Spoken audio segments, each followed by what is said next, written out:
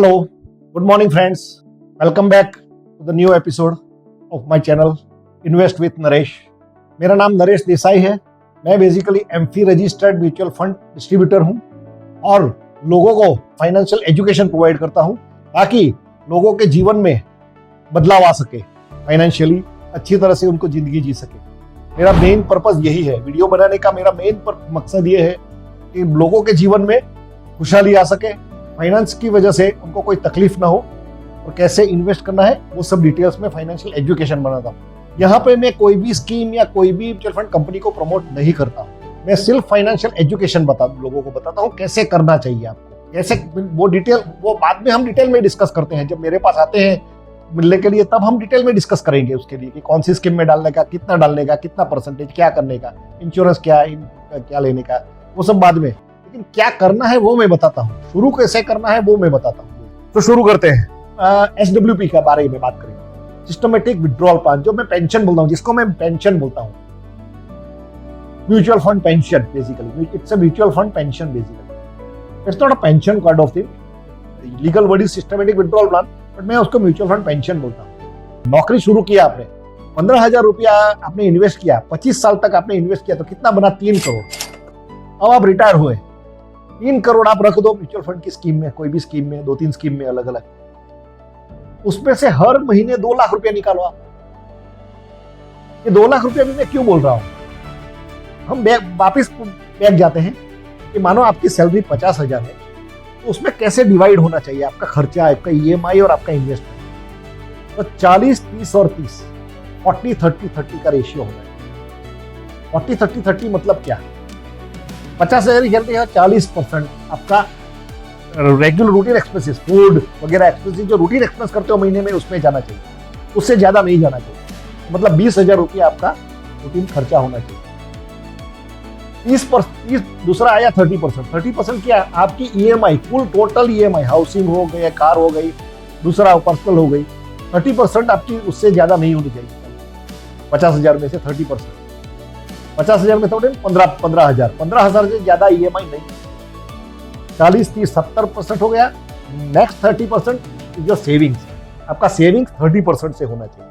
15,000 आपको सेविंग करनी है. तो मैंने बताया 50,000 आपकी सैलरी है, तो उसमें से 20,000 रुपया आप अपने रूटीन खर्च, खाने पीने की चीजों के लिए, कुछ भी लेने के लिए वगैरह खर्चा करिए. 15,000 रुपया आप EMI में डालिए. 15,000 से कम होगा तो बहुत अच्छा है. बाकी के 15,000 आप सेविंग कीजिए. 25 साल तक सेविंग कीजिए. 30 साल की उम्र में शुरू किया, 55 साल तक आते आते आपके अकाउंट में 3 करोड़ रुपया हो जाएगा. वही 15,000 से सिर्फ 15,000 करोगे तो भी, अगर टॉपअप करोगे तो उससे भी ज्यादा होगा, डबल हो जाएगा. लेकिन मैं 15,000 की चल रहा हूँ. अब ये 20,000 का जो आपका खर्चा है आज का, वो भी 25 साल के बाद तो बढ़ने वाला है. अभी सही बात है, 20,000 नहीं रहने वाला है. तो कितना होगा? तो बढ़ते बढ़ते मेरे एस्टिमेट से 1,30,000, 1,40,000 तक हो जाएगा. वहां जाते जाते 1.5 लाख मैक्सिमम, 1.5 लाख तक हो सकता है. रूटीन रेगुलर एक्सपेंस जो आपका कर रहा है, तब तो आपकी EMI तो नहीं होगी. उसके बाद EMI तो कम हो जाएगी, आपका रेगुलर एक्सपेंस ही होगा. तो तब आप 3 करोड़ रुपया आपका जो इन्वेस्टमेंट हुआ, उसमें से हर महीने 2 लाख रुपया आप निकाल सकोगे. 2 लाख रुपया पर महीने, हर महीने 2 लाख, 3 करोड़ में से. और वो अगले 25 साल तक, 20 साल, अगले 20 साल तक वो चलता है. मानो 25 साल, मैं 25 साल गिनता हूं, आप 25 साल तक और जियोगे. तो 25 साल में आप 6 करोड़ रुपया निकाल लोगे. हर महीने 2 लाख, साल का 24 लाख, 25 साल का 6 करोड़. आपका इन्वेस्टमेंट कैपिटल कितना लगाया? 3 करोड़. 6 करोड़ उसमें से निकाल लिया. और 25 साल के बाद कितना पैसा बचता है आपको मालूम है? 25 साल के बाद आपके अकाउंट में वो म्यूचुअल फंड की वैल्यू क्या होगी कैपिटल की? 10 करोड़, कम से कम 10 करोड़ होगा. This is the power of magic of SWP. अगर आपने यही चीज बैंक FD में या पोस्ट ऑफिस में कहीं पे भी और लगाई होती, 3 करोड़ का आपको 25 साल के बाद भी 3 करोड़ ही मिलता. इंटरेस्ट आपको मिल जाता, जो भी है इंटरेस्ट, लेकिन आपको कैपिटल वही वापस मिलता. म्यूचुअल फंड में SWP में डालोगे तो आपका कैपिटल बढ़ के आपके पास आता है. 3 करोड़ रुपया डाला, हर महीने 2 लाख निकाला, साल का 24 लाख, 25 साल निकाला, टोटल निकाला 6 crore. Market value at the end of 25 years will be 10 crore. This is the magic of SWP. This is the magical thing. जो बहुत कम लोग इस्तेमाल करने लगे हैं, अभी लोगों को मालूम पड़ने लगा है। जो रिटायर होते हैं पर्टिकुलरली लोग, कहाँ से, गवर्नमेंट में से या कोई भी प्राइवेट कंपनी में से भी, तो वो पैसा अभी डालने लगे हैं। उनको मालूम है कि अभी उसमें अच्छा खासा पैसा मिलता है। ये प्राइवेट सेक्टर में तो पेंशन नहीं है, तो ये आपका एक रेगुलर पेंशन होगा।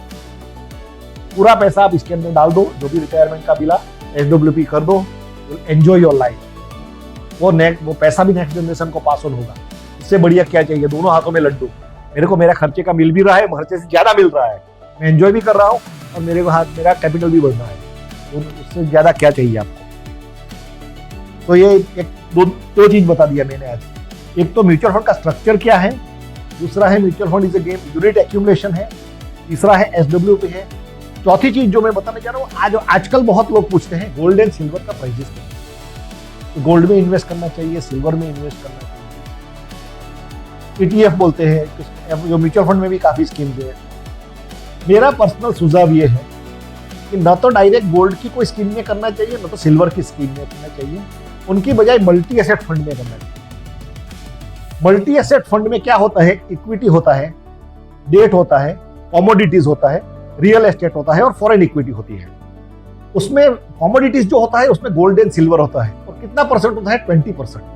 Maximum exposure is 20%। तो आपका कमोडिटी में एक्सपोजर 20% ही होना चाहिए, गोल्ड एंड सिल्वर का भी, उससे ज्यादा नहीं होना चाहिए। तो मैं प्रीफर करूंगा गोल्ड या सिल्वर ETF या गोल्ड एंड सिल्वर फंड खरीदने से पहले बेटर मल्टी एसेट फंड।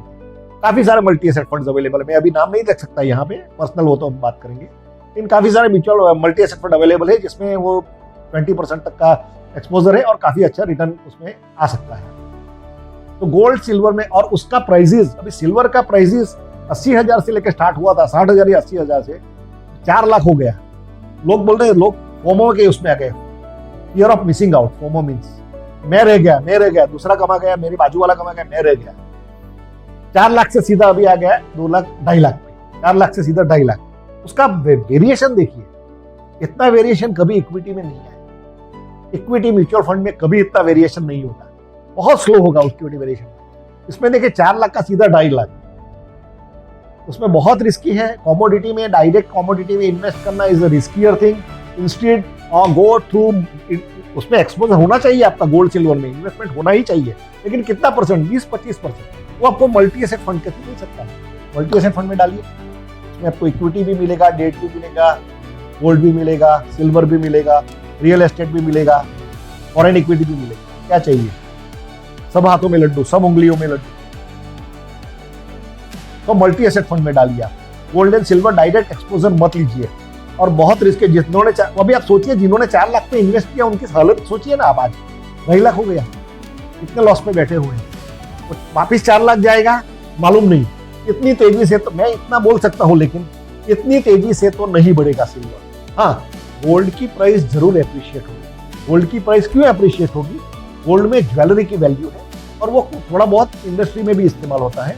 तो ज्वेलरी में लोग इस्तेमाल करते हैं, इंडिया में ज्वेलरी परचेस के लिए लोग देते हैं गोल्ड शुभ प्रसंग में, शादी वगैरह में, तो उनका प्राइस बढ़ेगा, लेकिन वो धीरे धीरे बढ़ेगा, एकदम सडन जंप नहीं होगा। जितना 2 साल में जंप हो गया उतना जंप अभी गोल्ड में भी होगा, और सिल्वर में तो बहुत स्लोली ग्रो होगा। सिल्वर का वैल्यू क्या है? Basically industrial value.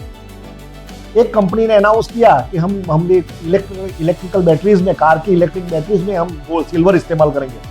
उससे फायदा क्या होगा? 2 फायदा। कल तेजी से चार्ज हो जाएगा, फुल चार्ज, और ज्यादा लंबा किलोमीटर चलेगा, तो उसके तेजी का भाव बढ़ गया।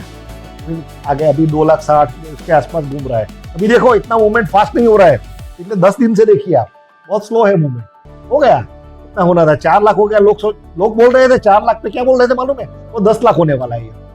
तो डालिए, आपको डालना है, आपकी मर्जी। मैं तो ना बोल रहा हूँ, मैंने तो नहीं डाला, मैं तो नहीं डालता हूँ डायरेक्ट गोल्ड सिल्वर में, मैं मल्टी एसेट फंड के रूट थ्रू जाता हूँ। सीधी बात है, मल्टी एसेट फंड में डालिए। सो आज के लिए इतना ही।